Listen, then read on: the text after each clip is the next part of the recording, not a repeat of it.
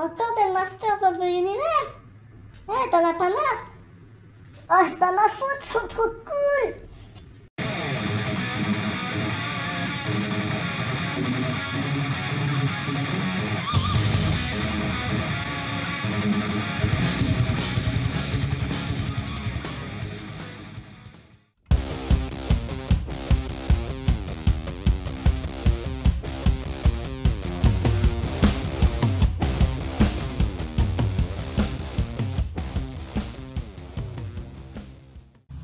Hey, bonjour à toutes et à tous.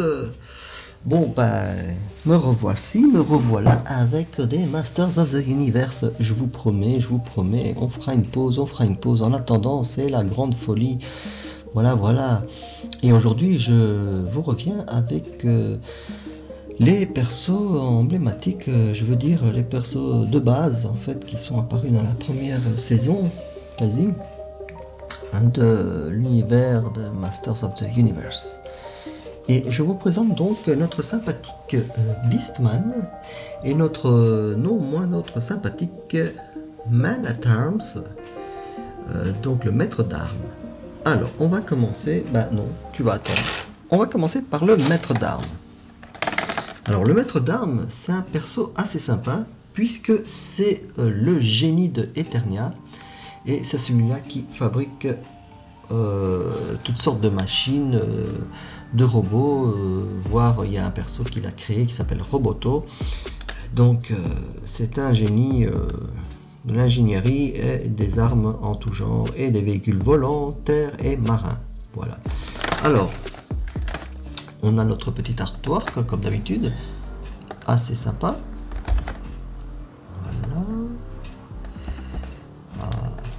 Bien sûr, nous n'avons pas les petites phrases que nous aurions dû avoir qui sont en anglais où il faut vite une petite présentation en une phrase du personnage. Mais voilà. Alors, on a donc ce que contient le paquet, donc sa masse et donc les articulations de base. Et là, puisque c'est la première wave, on a les personnages que vous commencez maintenant à connaître, que je vous ai déjà présentés, dont He-Man, Teela, Skeletor, Evelyn, et maintenant vous aurez Maître d'armes et Beastman. Voilà. Alors, on va ouvrir. Enfin, quand je dis ouvrir, je le fais juste pour le fun, pour vous, puisque je les ai déjà ouverts. Et vous le savez, j'ai du mal à faire un unboxing en live, parce que je ne me retiens pas de les ouvrir juste avant. Voilà. Alors, sachez que j'ai dans un sachet il y avait cette partie là et là, donc c'était pour le lui mettre. Donc là je l'ai déjà mis. En fait, dans la boîte, il se retrouverait en fait comme ça, sans les parties d'armure. Mais voilà, donc comme accessoire, on va dire, puisque c'est considéré comme un accessoire dans ces packs là. Donc on a le protège avant-bras, au niveau de l'épaule et du tibia, voilà. Et on a donc la masse.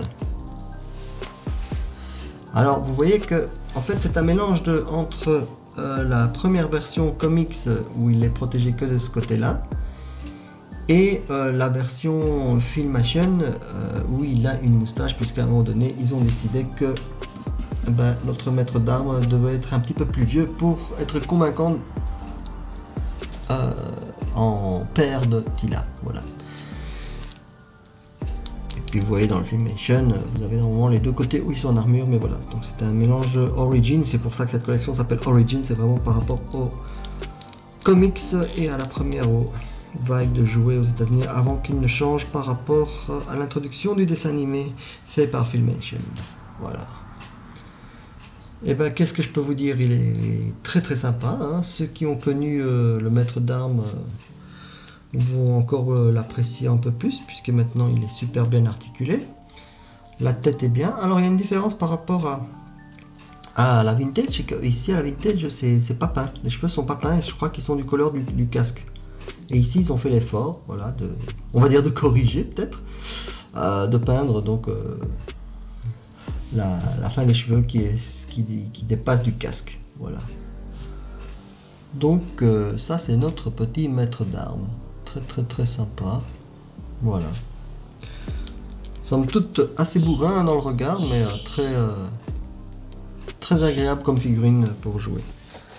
On a le bouquin que vous connaissez déjà maintenant, puisqu'il fait partie de la première wave, hein, donc vous le connaissez, hein, je dois plus vous le présenter, mais enfin voilà. Puisque dans cette wave apparaissent Evelyn, Skeletor, Beastman, Adam, Tila, et bizarrement il n'y a pas le... Ah si, voilà, le maître d'armes est là, qui arrive avec le Wind Raider. Voilà. Donc ça, vous le connaissez ce bouquin. Nous allons maintenant déballer notre petit Yeti ambulant. Enfin non, je rigole, hein, c'est pas le Yeti, mais voilà, notre Beastman. Alors moi j'aime bien cette version là, parce que la tête est assez sympa. Alors il y a d'autres versions bien sûr, plus bestiales, plus réalistes on va dire, mais bon moi je vous présente ici la version Origin Vintage, donc moi j'adore comme il est. Et derrière nous avons, nous avons vraiment le Beastman ultra sauvage, hein, avec son magnifique et légendaire fouet. Alors Beastman, son pouvoir est de contrôler toute créature sur Eternia. Enfin, presque toutes. Donc de la plus gentille à la plus horrible et la plus méchante. Et il a un contrôle total mental sur ces créatures. Alors, on va le sortir.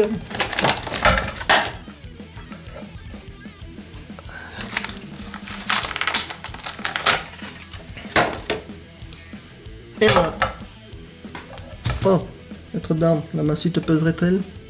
Voilà. Comme vous pouvez voir au niveau du visage, c'est vraiment très expressif, hein, on va dire ça. Voilà. Le corps, je sais pas comment on pourrait appeler ça, c'est pas une armure, mais en fait, voilà. Ce qu'il y a là est assez sympa. C'est pas, on va dire à l'arrache, mais c'est pas à la vintage, quoi.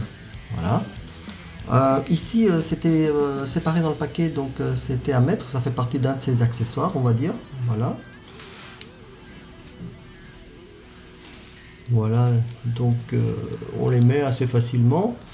Voilà. Alors, l'autre accessoire n'est autre que son fameux fouet. Oh yeah. Ah, chouette fouet, hein. Elle est quand même pas mal long, voilà, qui peut bien tenir dans sa main, il suffit de bien rouler, hop, et on le met comme ça, allez, hop hop hop, les aléas du direct, chers amis, bon c'est pas grave, j'avais réussi, mais voilà, donc, clac, pas mal, hein. Alors ici il a un autre corps avec un peu texturé pour simuler les poils. Voilà. Et pour le reste, c'est le même type d'articulation que tout le monde, hein. D'ailleurs, je ne vous l'avais pas montré chez Man at Arms, mais c'est pareil, hein. Donc c'est toujours comme d'habitude. On ne change pas la recette, ça marche très bien et c'est super comme c'est. Voilà. Donc, nous avons le Beastman et le maître d'armes. Je sais pas pour lequel vous penchez le plus. Moi j'ai du mal, surtout que les deux sont assez intéressants dans la série. Mais voilà, donc sachez qu'ils sont tous les deux à un prix, en fait, tous de la collection, donc ils ne sont pas des packs de luxe, ils sont à peu près à 14-18 € maximum. Donc après ça monte, puisque là c'est les premières waves, hein. C'est la wave 1. Donc tardez pas trop, et puis essayez sinon de le trouver dans les endroits qui sont corrects et honnêtes, puisque malheureusement il y a les chasseurs de têtes qui vont commencer à monter les prix de ces figurines, alors qu'elles sont faites pour être vendues démocratiquement et pour le plaisir des fans nostalgiques que nous sommes. Donc ne tombez peut-être pas dans le piège de payer plus que, allez, je dirais 25 € si vraiment vous ne la trouvez pas au prix de base. Voilà, j'espère que ça vous a plu de découvrir nos deux amis, donc Beastman et Man at Arms, le maître d'armes. Voilà. Et je vous retrouve à bientôt pour une autre vidéo. Et j'espère que ça vous donne toujours envie de voir ou de découvrir, ou en tout cas de connaître des petites collections comme ça, qui sont pas non plus des collections classiques, comme je pourrais vous montrer que des Dragon Ball ou des choses comme ça. Donc moi je vais un petit peu à côté, à contre-courant de ce qu'on peut voir. Et je vous remercie de me suivre. Je remercie je ne sais plus combien, 200 et quelques abonnés. Voilà, moi c'est pas le chiffre qui compte, c'est le plaisir que je vous donne à vous montrer toutes ces petites vidéos que je fais avec plaisir et toujours avec joie. Voilà. Allez, on se retrouve à bientôt pour une nouvelle vidéo. Jusque là, portez-vous bien.